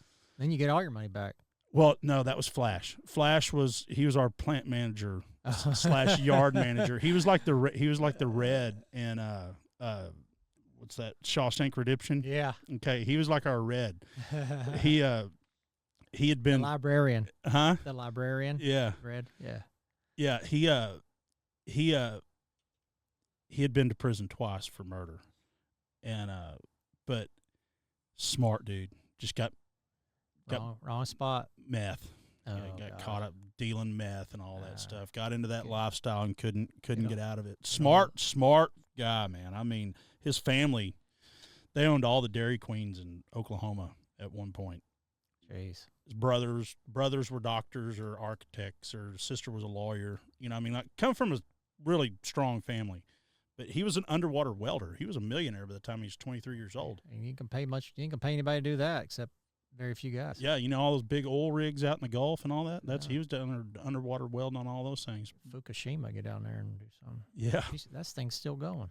Yeah. So, but he even had a power of attorney. He went to my attorney, got a power of attorney signed, to where because what happened is people he loaned money 25 cents on the dollar to all those guys. So come payday, he'd come walking in. I need this check. He'd have all the list of people that he needed their check. Okay. He would go down to the gas station, cash all their checks, and they would be standing in a line waiting to get the rest of their paycheck from him. He was sharking. Yeah. Wow. Yeah. 25 cents on the dollar. Yeah, I'll loan you money. 25 cents on the dollar. And they were there at payday was Tuesday. They were standing back in line on Thursday, getting more money. They just going out on the weekend, blowing it all? Yeah. Probably. Well, they're losing 25 cents on the dollar to me. Yeah. And they're losing 25 cents on the dollar to him. They're only working with 50% of their money, and their wife took that. Yeah. Oh, yeah. Yeah, she only took. Here's 20. You got 20 for the week. Spend it wisely. Not in that spend it in Mark's vending machines instead of the store, because I sold everything cheap. Yeah. It's probably just cost. Let's talk about vending machines. I didn't tell you my grand plan. Yeah. Take some water here. How long have we been on, Tyler? Looks like 1:20. Okay. Can you turn me down just a little bit on my ears? Just a little bit. So. Does that sound okay? A little more? Can you go ahead? No, I'm good. No, you're. Yeah. I can't hear. You can't hear? I cannot hear. What about now? I can hear you, Tyler. You can't hear me? Barely. Just a little more, Tyler, up. How about now? Can you hear me now? There you go. Perfect. Right. Thank you. So we've talked about, my past, my future of this brand, but what I've done in the interim with my son is build a lucrative, prosperous vending business. Mm-hmm. So here I am, have this vending industry experience, and then I meet, then hold on. Then I kind of work my way out of the vending business and the coaching business. And then I meet someone that builds vending machines. So he came to me, he's like, hey, I had these machines built. I need somebody to sell them. So I started selling his vending machines for him, sold them all out in 30 days. He ordered more vending machines. So I called him the other day. I'm like, hey, man, I'm building a new product. Remember those vending machines you built? We can wrap them the way that, instead of wrapping them that way, we can just wrap them this way, build our machine, and I can build Pickle Guy vending machines and distribute my pickle juice out of anywhere. So he ordered them. I had him order a truckload of vending machines. We're going to wrap and decal the Pickle Guy. We're going to distribute pickle juice out of them, all my flavors. We're going to put them at pickleball courts everywhere. This why I ain't dependent on any grocery store. Control my distribution. Now I can offer my vending machines, airports, wherever it may be, and build my brand through vending machines, and then I still own my asset. Where do you have them at? Or They're being built in China. No, but I mean, I bought my own vending machines, but. Oh, where do I have vending machines? Yeah, where do you? I sold pretty much all mine off, getting out of the business so I could do this. I can't. But is it hard? Is it hard to get them placed, or do you just have to market? It's the most difficult job I ever had, besides slanging pickle juice, is getting a vending machine in a business. Yeah, so hyper competitive. I mean, it's unbelievably competitive. But it was my goal every quarter, let's say, of making sales calls was 2 to 3 a quarter. That was success. Wow. So let's talk about maybe 1,000 calls and door knocking, business cards to get 3 or 4 a quarter. Viable locations, not apartment complexes. So very difficult to land, but I've pretty much mastered it, and that's what I teach, is how to land those accounts. Because you can get some accounts that, frankly, will do 10,000 a week, 20,000 a week, just in that location. There's some locations that do more. I had a vending machine account doing $250,000 a year, one account. Wow. But how do you get them? Exactly. Well, I know how you get them. So that's what I teach. I charge. So I talked to my I have a girl that handles my bookings, and she's like, how much you want to charge? I said, you know what I'm going to charge? I'm going to charge this. I told her to go look at a deep sea fishing charter in Florida. Tell me how much that private charter cost. $3,000. I'm going on Thanksgiving. Oh, really? Venice, Louisiana. Oh, real? So I told her I want to charge what a fishing guide charges, because I should be able to, for a half day with me. When I mean with me, I mean you get in the passenger seat, right. Get your notebook out, get your video recorder out. We're about to go show you how to get business. If somebody wants to pay a half a day to ride with me in that passenger seat, it's going to cost you this. Your full day's this. That's my pricing. So I told her $1,500 a day for a full day. It could be 7 hours. Mm-hmm. I'll bring you lunch like a fishing guide does. Yeah. You know that. Or half day, you can pay me $1,000 for half a day. But you're going to learn. And you're going to learn catch a fish, throw it back. You're going to learn how to get business. That's good. Because that's, I think, the thing, speaking of door to door, that's how I was, that was my first business. I was a chimney sweep. I don't know what that is. Cleaning out chimneys. I mean, so you knocked on the door and you asked them. Yeah. Wow. When's the last time you had your chimney cleaned? Man, I have never met a chimney sweeper. Yeah. I've met a concrete guy. I'm not a chimney sweeper. Yeah. We were the largest chimney sweep in Texas at one point. God, you've never seen that business advertised. Mm-mm. Like, I've never seen a truck driving around town or a billboard. Mine. The name of my company. The name of the company was Mahoney Inc. But the name of my company was Whoop Ash. We Whoop Ash. I like that. WHOOP. That's awesome. ASH. Yeah, man. So somebody's got to do it. Speaking of Dallas Cowboys, I did a commercial, and one of the Dallas Cowboys' wives were in my. No, she was a Dallas Cowboy cheerleader. Oh. She was the woman in my commercial for the. For what? For my chimney company. But yeah, I'd knock on doors and be like, "Hey," I'd have to knock 100 doors to get 10 people to talk to me. 100 doors to get 10 to talk to you. Yeah. How many actually let you in and pay you? That's okay. So What's your conversion rate on that? 100, my conversion rate was 100 doors. 10 people would listen. 5 people, yeah, I'll keep your card. And 3 people,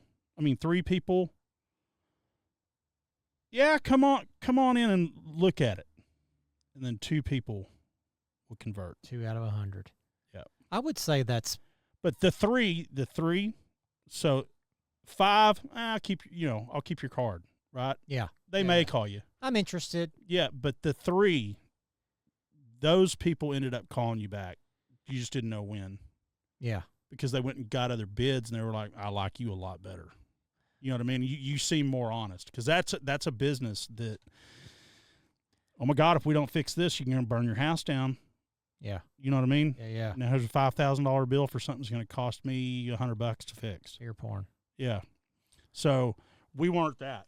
But it's probably legit, too. And there's a lot of legitimacy to it. But some of them there are, and that's where you're like, hey, you got a big problem. You got a bird's nest up there to catch on fire or whatever. well, we had a camera that we stuck up there to where we could record it and show them, that we weren't lying. Wow, that's good. But that camera cost like $25,000. No, but not many people could afford it. That's why we bypassed a lot of people. So, talking about most men, entrepreneur business, I like the entrepreneur talk. I'm gonna think you and I are similar in this way. 1 out of 100, 2 out of 100 conversion rate, probably similar to my conversion rate with vending machines. But I bet you still knocked on doors every day. Every day. Just like I do. It doesn't matter that my conversion rate is so impossibly low. I still do it because, like you said, you never know where you're going to call. It's those weeks where 3 people call, you're like, oh my God, I'm the shit. Right. But then the next week is a little drought. But it's those few harvest weeks and keeping those lead generation. Yeah. So and call them back. Even this most men is basically lead generation. This whole thing could be lead generation for all the men who join this club. It's lead generation. Pay something to be the club. It's lead generation because we're all going to talk to each other. We're going to broadcast what we do. It's lead generation. So if you look at it that way. Yeah. Keeping the funnel full. Keep it. Feed it. Feed each other. Yeah. And that's exactly what the men's club is going to be about. Well, you were talking about marlin fishing. I'll tell you, my dream was to catch a marlin. I don't fish anymore. It's another story. But here I am in Cabo San Lucas. My dream fish. I'm out here. I don't know how many miles out. Not very. You don't have to go very far out Cabo because you're already out. See the beach while you're marlin fishing. No one went with me because no one went. It was just like, who can go marlin fishing with me? Nobody. We're all working. So here I am out fishing, land this marlin. I get onto the boat. They gaff him, which I didn't like. So here I put him in my hands. I look around. Not one person saw me catch this fish. I'm like, fuck. I don't even have somebody to take my picture. Like, I did all this, and there's no one with me with this journey. I just caught this amazing trophy. Mm-hmm. No one was with me. I felt so empty. I'm like, well, that sucked. Like, I have nobody to share it with. I got guys on the boat. They don't speak English. I'm like, and they catch them every day. So this is like life, right? You get to the top. You hold your hands out. At the end of the day, you sold your business. Ain't nobody around. Where the fuck's everybody? Everybody's at fucking work. That's where everybody's at. Yeah. So, we need to think about that, which I know you will this time too. Yeah. When we go to the top, God damn, everybody come with me. Let's go. Yeah. Let's go. Let's hang out up there together. I don't want to be at the top by myself. No. I don't want to be living on the island by myself. That sucked. Yeah. That sucked. You sitting at home, you got a wad full of money. I don't know what I'm going to do now. Call George. Hey, George, I'm going to do something. Nah, man, I'm busy. Got work to do. I got house payment to do. Yeah. Well, that's what I've been explaining to Tyler this whole time. Tyler's coming with us. Cabo? Huh? Your trip? No. Of course he going. Oh, with us? To the top. Yeah, absolutely. I mean, Tyler's over there. Yeah. He can't be seen, but I'm not on camera. I'm here. Tyler was very important in my life at one point in time. He was there with my journey. He was there living in my efficiency apartment sleeping on my couch and me sleeping in this pickle wagon on the road. But he was there through my journey, and he's actually probably witnessed me at some pretty bad moments too. So that's many years ago, Tyler. I don't even know how old am I? All I remember is a good one, so I don't remember the bad. he wasn't old enough to drink when I met him. So Really? That's right. yeah, he was 20 years old. I remember going out to the bars and clubs. He had a fake ID, I think. Yep. Yeah. So, but yeah, he was there with me, man, when I was still young. I was a young kid. My God, I was 20 something. Well, he's going to make a percentage on this whole deal. Like, I'm going to recreate it. Right now, it's just me and him in the circle, but it's going to be a tight circle here. You know what I mean? But the way he's going to get paid is the more success it just peels off into his pocket just the same. Well, you know as well as I do, incentive-based pay is the way to go. Yeah. That's the way you develop your people. Well, but when I first met him, he was telling me about, how other companies have taken advantage. And I was like, dude, I'm not going to be taking advantage of you. I'm going to be Use this, right? Yeah. Partner? Yeah. Okay, yeah. How other companies took advantage of his. Here you go. I got a trash over here. Took advantage because the work that he does is phenomenal.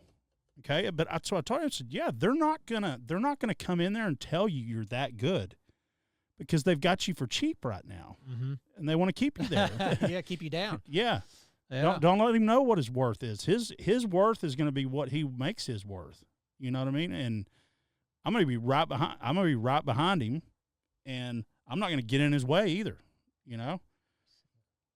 So yeah, he was the first guy I interviewed, and I was like, that's it, done. And guy, I hope he does well. And I don't even know Tyler as. When the last time I saw Tyler was probably in Florida. He's the only person I was living on that island that actually came and visited me. I lived there for 7 years. What island you live off of? Well, peninsula. Oh. We on 30A in Destin area call us an island. It's really a peninsula. You gotta cross bridges to get there. Yeah. It sounds good. But okay. It is true that Tyler came to me at a craft bar in my resort. And we sat there. I still have pictures. I saw him last night. And we just sat there and talked for a couple hours, and he left. But he's the only person that ever came visit me. Yeah, I'm going through that right now. Only person. My kids didn't come. They came to the beach one time, but I think my son did come one time. You were there with Austin, Tyler. Is that right or no? Yep. Did we go to the brewery? And I don't remember where we went. With I think Mark- he took me like the sushi place, and then we went somewhere else too. Anyway, there was a brewery over there. But yeah, you're making me think. I was just thinking about that. He is the only guy that saw me. So anyway, he deserves it. Yeah. And whatever I can do to, help that funnel for everybody. Yeah. I do my part. Well, and I'm telling you right now, I'm the same way, because I am a diehard pickle guy. I'm telling you, there's not that's how I start my morning. Dude, I got an idea. How about we make our own pickles? I want to start making my own pickles. Dude, most men pickles. Yeah. There's an entendre there. Double entendre. Most men. Mm-hmm. We'll have the big deal. The big pickle. Yeah. I've got a hat that says I'm a big deal. Oh, really? Yeah. But no, man, maybe that's the logo right there. Yeah, but I want to. Well, I can help you get there. Okay. I know what to do. I know I know what to do. You're talking to the right guy. You're talking to the pickle guy. Yeah. Well, I'm tickled my pickle. I want my tickle pickled. That's funny. Or my pickle tickled. But I'm because man, I go to pickle fests. I go to. I'm telling you that. Well, let me tell you, you and I are on this curve right now of pickles because Jesse Itzler, he created Vita Coco. No, Zyco coconut water. He sold the Coca-Cola. Vita Coco. His name's Jesse Itzler, serial entrepreneur. He sold the Coke. He is now doing his own pickles and pickle juice, and he created coconut water. Really? And I creating pickle juice with coconut water. So this could be like all coming together. Yeah. For some reason, if you go to his Instagram, he's starting his own pickle. He was asking to buy it. He goes, anybody got a company? I'll buy it. I'll buy your pickle company. Bring it to me. Because I want the pickle business. He's got the resources to do it. Yeah. So whatever you're thinking about the demand, and he said the same thing on his Instagram. He goes, I'm tired of having the same choices. And they all taste the same. He's in California. I think there's 2 or 3 brands. He's like, there's room for more companies. Well, I know. And HEB and Brookshire's will give you that platform. And Academy now. Well, Academy is one of my customers too. Chuck Schlesinger was the buyer. He's retired now because I tried to get a hold of him last week about my new brand. I sat down at Academy's boardroom, Sports and Outdoors in Katy, Texas. I sat down in that boardroom after many, many opportunities of trying to get in that door and talk to me and take a meeting. I drove from Dallas to Houston in my pickle wagon, changed clothes in the parking lot, walked in to have a meeting with Chuck Schlesinger, and I think his assistant was Rachel. And Chuck was at one end or the other end, and I started telling him about the benefits of pickle juice. And he said, Brandon, nobody's going to drink that shit. And I said, well, Chuck, I do all the bike rides here. I know people drink it. I'm in Katy. I just did the BP MS 150. He said, no, you are not. He talked like that. You are not there. I said, I was there. I was there, and people were drinking this product. So we got in an argument. Academy Sports and Outdoors buyer. We got in an argument at the table. You know what I did? I picked my shit up. I grabbed my 6-pack. I said, I'm tired of listening to this shit. I was there. I fucking slept in my truck. I was there. And he's like, oh, nobody's going to drink that. I got up, walked out, went to my pickle van, changed clothes, got in the car, drove 4.5 hours back to Mesquite, Texas, parked the van, went home, fumed all night, came in the next day. I had an email from Chuck saying we want 25 cases at no charge. I said, fine. I called him. I said, why'd you get 25 cases? He goes, that's 2 free for each store in Dallas. That's your trial. Wow. You know what I did? I packed those 25 cases up. I shipped them to Academy in Katy. Weird because they're coming back to Dallas. They sent them to the stores in Academy. I get so excited. My product's making an Academy Sports and Outdoors. Here it is. I'm so ready, even though it's free. I go to all the stores. Not one case is on the shelf. The case was on top of the shelf because nobody knew where to put it. Oh, so I talked to the guy there, the girl there. I had him. I said, hey, can you this pickle juice? He goes, yeah, we got a tag for it, but we don't know what to do with it. I said, he had those little things where you print tags out on your waist. Yeah. This is a story for you entrepreneurs. So I said, can you give me some extras, like 15 of them? He said, what do you want that for? I said, I just want to hold them next time I come in. I want to make sure it has a tag. I grabbed those 15 UPCs, and I went to all those stores, my free product, took it off the top shelf. I stocked it myself and put that UPC on there. The rest is history. Academy, Sporting Outdoors, nationwide over the next year, ordering truckloads. Damn. That's the real story on how Pickle Juice started.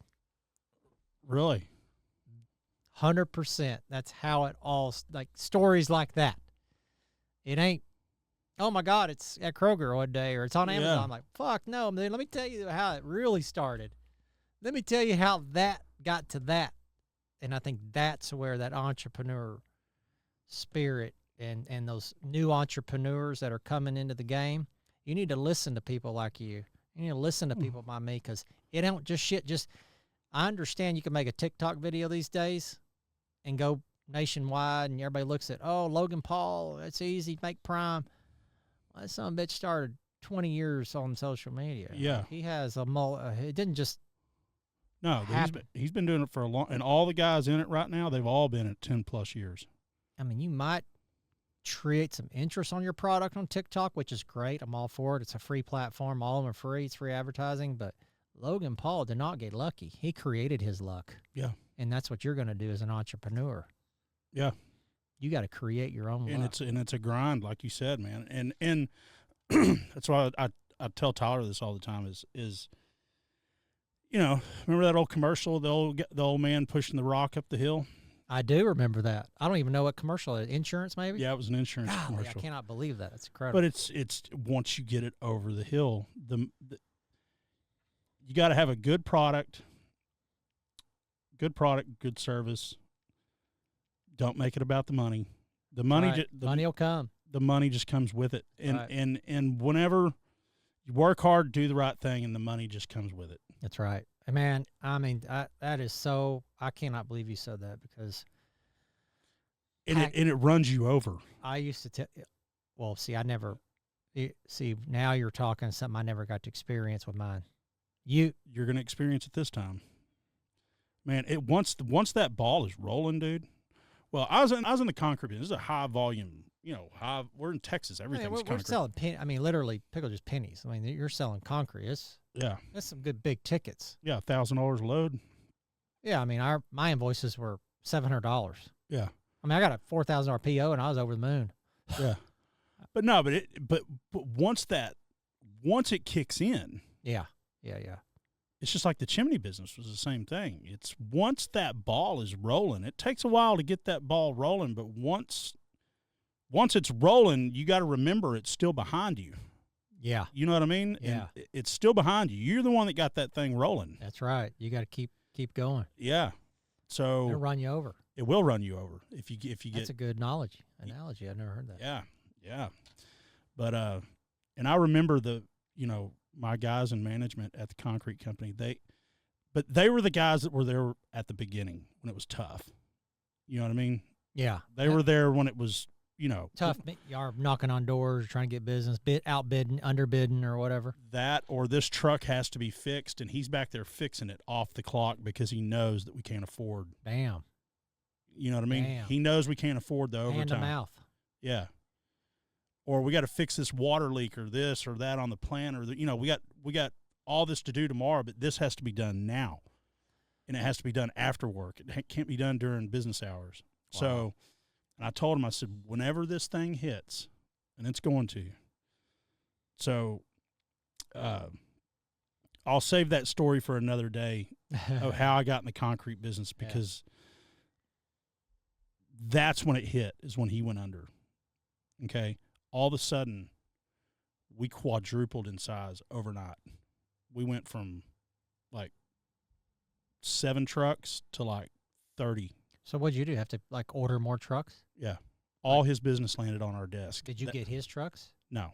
You had to go get new trucks. I bought new trucks. Yeah, Wow. It's better to buy new because the warranties and I mean you're hauling 90,000 pounds. You want those things. You want those things on the road. You don't want them in the shop. Yeah. Wow. Yeah. Makes sense. So, but I remember when it hit, and all of a sudden their paychecks, they were like they would look at and they were like, "Are you serious?"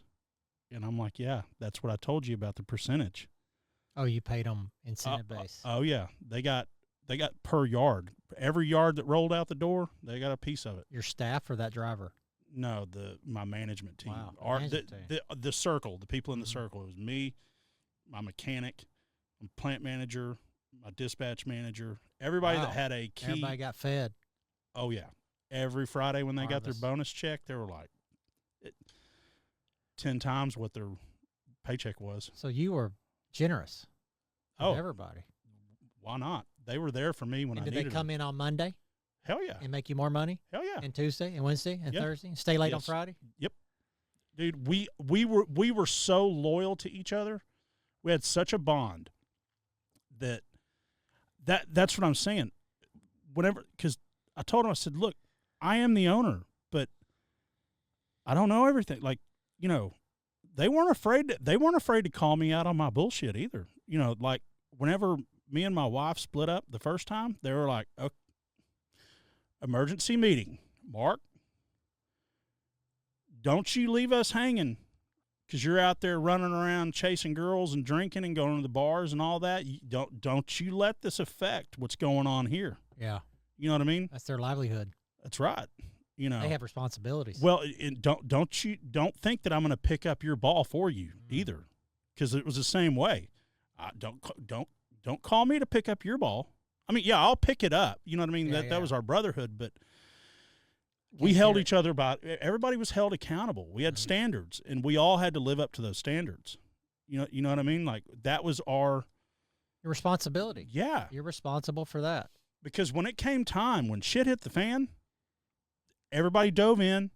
I didn't have to do his job. He didn't have to do my job. They didn't have to do, we all got to it and we fixed it. And then it's like, all right, man, cold beer after work. We did it. And they, yeah. Circle of trust, man. Yeah. Well, that's what most men in the club needs to be. Everybody's there for each other. Like I told you earlier, these frat boys, they got one up on us because they all stick together. Yeah. And those women stick together too.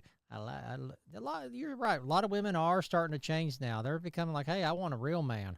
I want, and if they don't mind taking a back seat nowadays because they figured out this feminism, this individualism. Ain't fucking. All it's getting them is a paycheck and a workload and a schedule.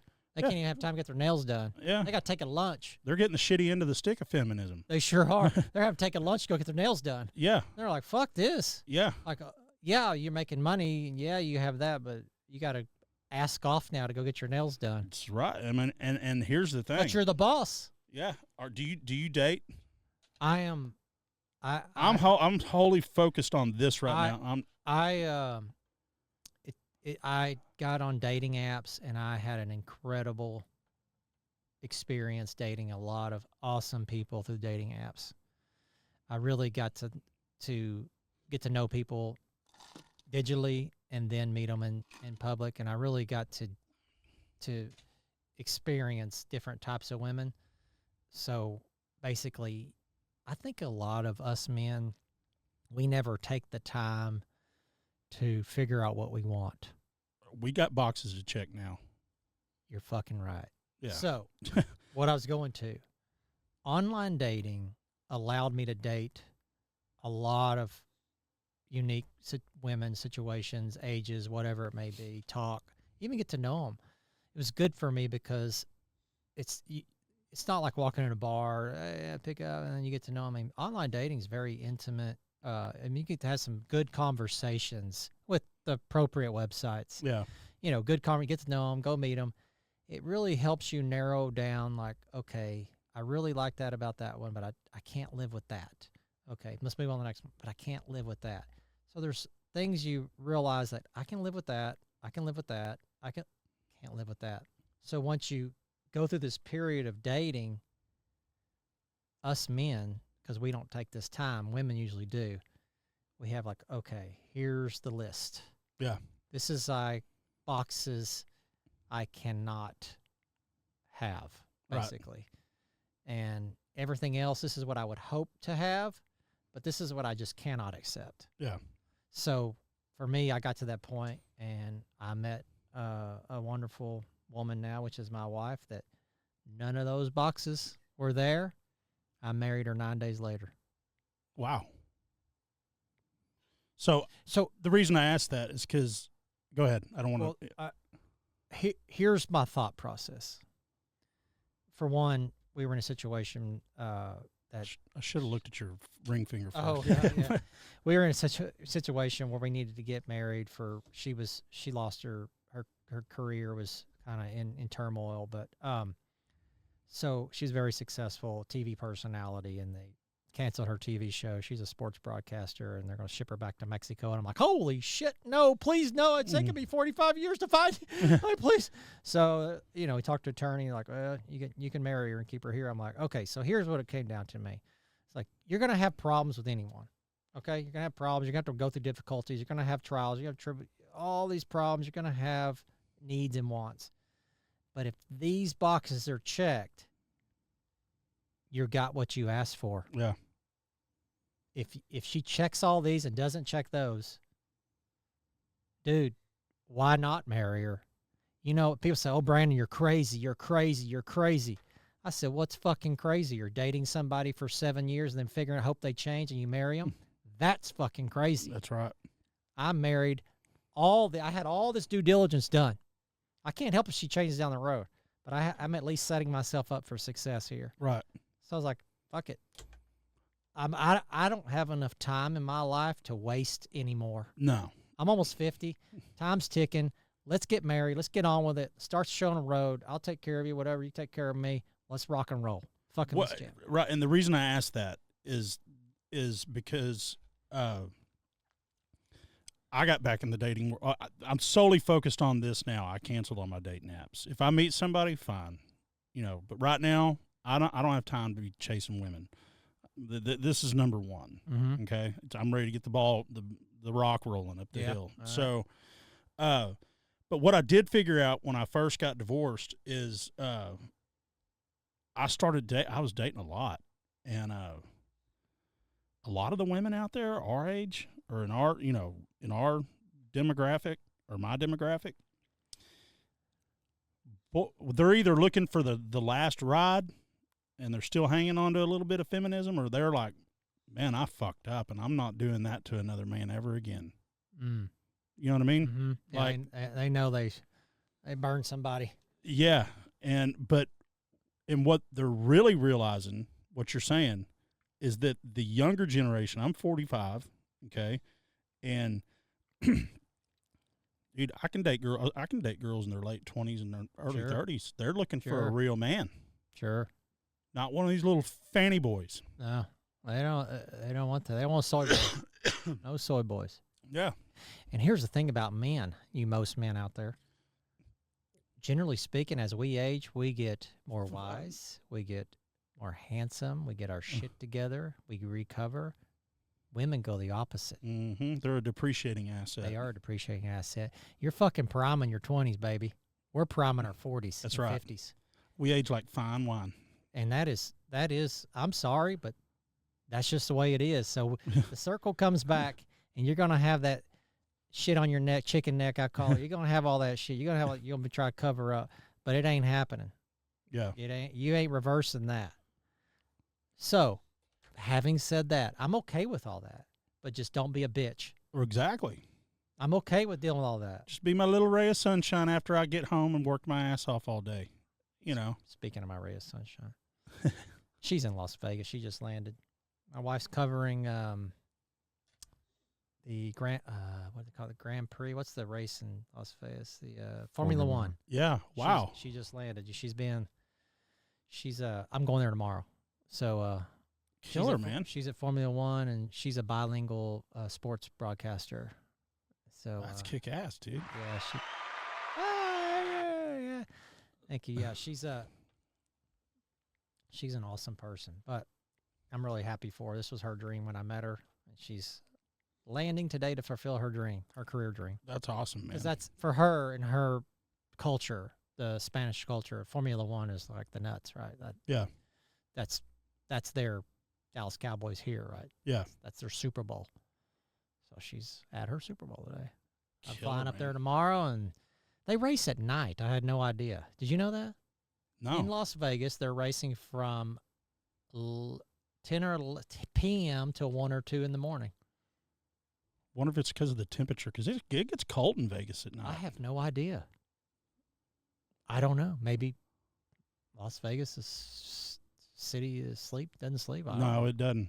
Well, I'm good for 2 nights in Vegas, and I'm out of that place. Dude, I just walk around. I love the energy. I'm not now I told you I was on Carnivore earlier, but I will go to Las Vegas, and I promise you, God, I will go eat those restaurants. That is the best food in the world. It is. I mean, they have the best food. Yep. This was 13 years ago I went. Still. I don't know if it's better. Gordon Ramsay and all those guys are there, right?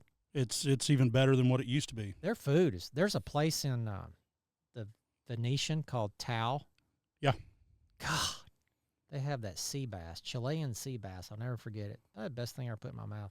I'm gonna get off the plane and go get some Chilean sea bass. Hell yeah! Well, it's a nightclub too. Of course, I don't drink, but it could be fun. Yeah. Well, hell yeah. Well, man, you got anything else you want to cover? No, man, just, so I just came in today just to look around and see what's going on. I ended up plopping up a chair and grabbing the microphone and telling our stories. So hopefully this is one of many, and we'll have bring some people into this thing. Yeah, I'd love to have you back, man. And speaking of, I'm going to do the outro on this, but plug all your stuff, man. Well, the Pickle Guy is coming. The Pickle Guy is coming. My vending training program is buysellvending.com, buysellvending.com. You can ping me through there or submit an inquiry about me coaching you. And I'll also have a Facebook group. It's called Vending Marketplace. I have 119,000 people in my Facebook group on that one. Wow. And then I have Vending in Texas, which I have 15,000 subscribers to my Facebook group. So Vending in Texas, if you're in Texas, Vending Marketplace, if you're national or any around the world, I'm the moderator, or I'm the admin there. Those are my groups. And you can ping me through there. You got the Pickle Juice website? Pickle Juice website is not up yet. It's picklejuiceguy.com. Still working on that, on what I'm going to do. So picklejuiceguy.com, and stay tuned. I do have a LinkedIn as well. My name, Brandon Brooks, and you can I'll probably be more active on LinkedIn and social media in general. Hopefully somebody can help me with that. Hell yeah. All right. Yeah. So, all right. No, we're Okay. good. We're still on. I'm gonna, like I said, so he came on we didn't even plan on doing this, so I didn't do the intro. So I'm going to do the outro, but, man, it was a pleasure. I'm serious. That was a hell of a talk, man. I love talking to people like you. But these are the people you listen to. Most Man Moment. He's been through it. He's seen it. He knows it. And I've never heard, I've heard a lot of good people talk, but this guy spoke the 110% truth today, man. Thank you for that. My pleasure. That was fun. It was really fun. One of many. Yeah. Hopefully. Yeah, for sure. For sure. Inspire other men. Yeah. Let's build some better men out there. All right, please like, subscribe, ring the bell, comment. We are on iTunes, Google Play, Spotify, iHeartMedia, and Rumble. Come on over to Rumble. They're not censoring anybody over there. JoinTheMen'sClub.com is the website. Info at JoinTheMen'sClub.com. That'll take you to all of our socials, everything. So thank you, everybody. Well, have a good day.